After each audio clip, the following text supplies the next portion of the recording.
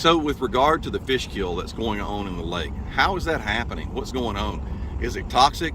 No, not really. It is simply a result of hot weather and oxygen depletion. So all of this stuff in background, as ugly as it is, as ugly as you may perceive it, these are all plants. Many of those are under the water. If they're under the water and they're receiving sunlight on a nice sunny day like today, they're undergoing photosynthesis, just like we learned about in grade school. That means they're producing oxygen, and that oxygen is available for the fish to breathe underwater. They have to have oxygen just like we do. They're just getting it through their gills. Now, at nighttime and during cloudy days, then these plants are undergoing respiration, where they're consuming oxygen and producing CO2. If things steer in the direction of respiration for too long, it consumes all of the oxygen in the water column.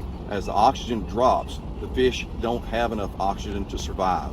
So first they stress, then there's a partial kill, then there's a total fish kill.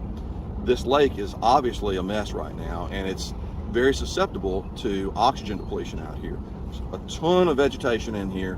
Well, it produces a lot of oxygen during the day, but it consumes it at night if you get a few cloudy days, and then you get other plants that cover it on top. The plants below are undergoing respiration and consuming that oxygen. So that's a big problem with this lake. It's always been susceptible to some oxygen depletion, and then when you let it cover over with vegetation and neglect it, then it's very susceptible to that. The original solution that they tried is they had wildlife and fisheries stock grass carp in this lake.